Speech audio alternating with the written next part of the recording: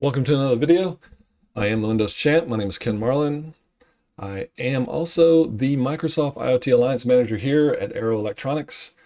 And today, in this video, I'm going to cover one of my favorite subjects, which is around product keys and around one of the number one misunderstanding or misconceptions around Microsoft, which is most everyone believes that the product key is the license, and that just isn't the case. I actually just recently wrote a blog that's, I wanted to put together all of my experience of 35 years of dealing with Microsoft product keys and Microsoft licensing from all different channels. And I wanted to put it all into a blog that actually ended up being a two-part blog. And we'll talk about how you can get to that blog at the end of the video where you can read further. This video, I'm going to move a lot quicker to give you sort of the straight answers and what you need around Microsoft licensing and specifically around the product key. So let's start with 6 essential facts about Microsoft product keys. And this isn't just for Windows IoT or embedded products. This is for pretty much all Microsoft channels when we're talking about the Microsoft product key. So let's go through these. The first thing is the name of the blog and the name of the video, which is the Microsoft product key is not the license. Everyone assumes it is. They always call up, they want to buy some product keys, and they think they need product keys to actually make their product legal, and it's just not the case. It's not the license. It's just what enables the product to work. You put the key in, and if it's a good key, it's going to make that product work. That's all the product key does. If you have product keys, again, they're not the license. They just make the product work. The other misconception is that product activation is a license, and that's just not the case. The activation is not a license, and it is simply part of the piracy deterrent. So there are folks who come to me and they think that they have to install the product, they have to have a real key, and they have to activate it before they can sell and ship it because they think that the key and the activation is the license. That's not the case. Again, those are just the 2 items that actually make the product fully functionable. Next up is the Microsoft product key varies by licensing channel. So there's definitely differences between the keys and the channels. I cover that a lot more in my blog. I won't cover that here, but know that you typically can't take an open volume key and use it with a product in the OEM channel. If you have OEM media, if you have an OEM key, it's not going to work with open volume media. The keys are separated by their channels for the most part. There is some crossover depending on the product. And product keys are specific to the exact version of the product that you're installing. So if you're ever trying to downgrade from a newer version to an older version, you're going to need the older key. The newer version key is not going to work with the older version product, and vice versa. Now, there is one product that is an exception when it comes to that, and that's the Windows 7, Windows 10. It's the only one that I can think of, but and I cover that in my blog too, so I'm not going to cover it here, but ultimately Windows 7 keys will work with Windows 10 Pro, 7 Pro, 10 Pro, 7 Home, 10 Home. That's the only exception that I'm aware of. Otherwise, you need the exact version of the product. So, one of the things I do want to talk about is buying product keys. And there's plenty of websites out there like this one here as an example. I wasn't going to call any companies out, but there's lots of sites where you can go and buy keys for products, and specifically Windows keys. So if you ever see something like this where it's Windows 10 Pro for $29, that's obviously a huge red flag, right? Windows 10 Pro sells for about $145, in some cases $150. So for you to go buy Windows 10 Pro for $29, something isn't right. So what they usually try to do is tell you, yeah, we're just selling you a key. It's all legit. It's guaranteed. It's guaranteed to activate. It's just not the case. You're buying yourself a key, but not an actual license. And it's really difficult for Microsoft to constantly monitor and try to take these companies down or their websites down. And there is sort of a legit side where somebody may have bought an actual full package and they may not have wanted it anymore, so they sell it to this other company. But in many cases, a lot of that stuff is stolen from someplace else. So just know that's a big red flag. But let's talk about that key itself, and I'll give you a real world example. So let's take the example of a key to a house. So if you went online and they were selling keys to houses for $29 and you bought yourself one of those keys, they shipped you that key, and with the shipment came an address to a house. You took that key, drove or walked to that house, and you stuck that key in the front door to open that door, and it worked. It let you into the house. Well, guess what? You don't own the house. The people that do own the house are probably not going to be happy about that.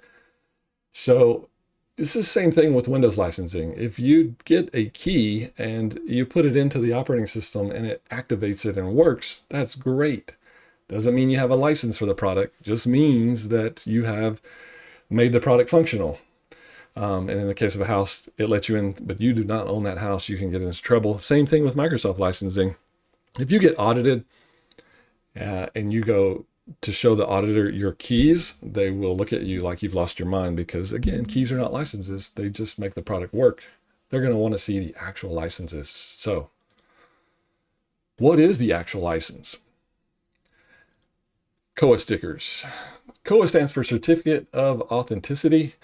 And in the OEM channel, you are buying KOA stickers. So whether it be the OEM Embedded IoT channel or OEM System Builder, you are buying a sticker, which is the actual license. And we're going to look at some of these examples here. The ones I'm going to show today are specifically for the Embedded IoT channel. And I'm going to start with the thumbnail KOA, what's code name is Star. And it does not have a key on the sticker. So you actually have to go through a process to request that single key separately that you would then put in your image. And then you never have to deal with keys again. You simply come to Arrow and buy the KOA sticker license for each device that you're going to sell and ship. You then image that. It has a key in it. It activates over and over as needed with your image. But for every unit, it needs a sticker on there to be 100% legal and compliant.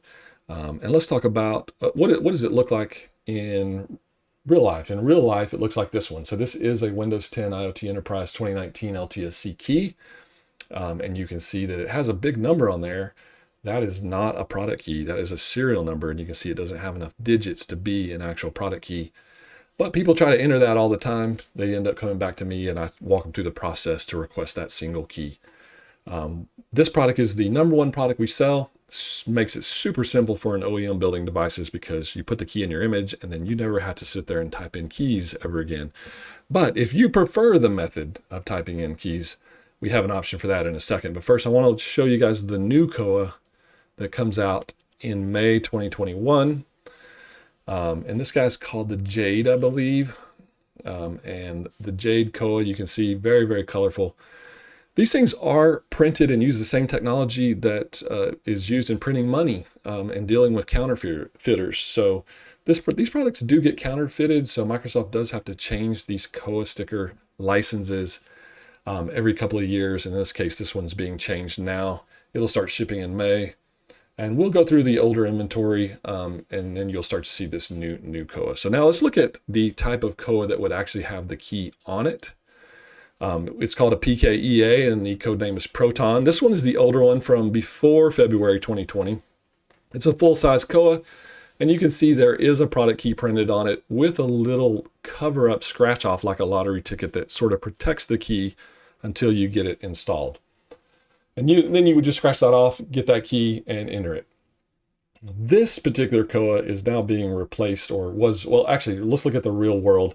Real world Windows 10 IoT 2016 LTSB. You can see partial key there. Part of it's covered by the scratch off. Still has a serial number. And you would apply that to the device, scratch that off, and enter that key on that particular unit. And then for the next unit, you would get another sticker, another key. And it becomes a little difficult because your engineer has to type a key on every single unit versus the one above, single key, good for 50,000 activations. Everyone prefers that method. So let's look at the newer version that came out after February 2020. So it's been available for about a year. It's the blue color. It's the codename Pine. And you'll see that in the inventory as we go through. shipping lots of those in the past year. And then the latest one, which just came out this past February, a couple months back in 2021, codename Ruby. It's the beautiful red color. Same design, scratch off product key on there. If you're seeing something that doesn't look like these KOAs right here in the IoT channel, in the embedded IoT channel, then you should double check where you're getting those. Make sure you're getting them from an authorized distributor. And again, reminder, the KOA sticker is the license. If you lose it, you lost the license. If you damage it, you have to buy another one. If someone steals it, it's stolen. You have to buy a replacement. For your device to be legal, it needs this sticker. And then you can reload that image as many times as you need on that particular system. So if it needs to be reloaded and reactivated, it has every right to be. All right. So we'll finish this up with my blog. This is the website. I'll put the link in the description as well. I actually had to break the blog into 2 parts, but I have some real world stories in there around different scenarios that happen with product keys. It's a really good read. I suggest you go check it out, part 1 and part 2. With that, I want to make sure you guys do the old click and subscribe. Make sure you click the button and get notifications of new videos. I really appreciate you guys watching the videos. I want you guys to have a good day. Thank you.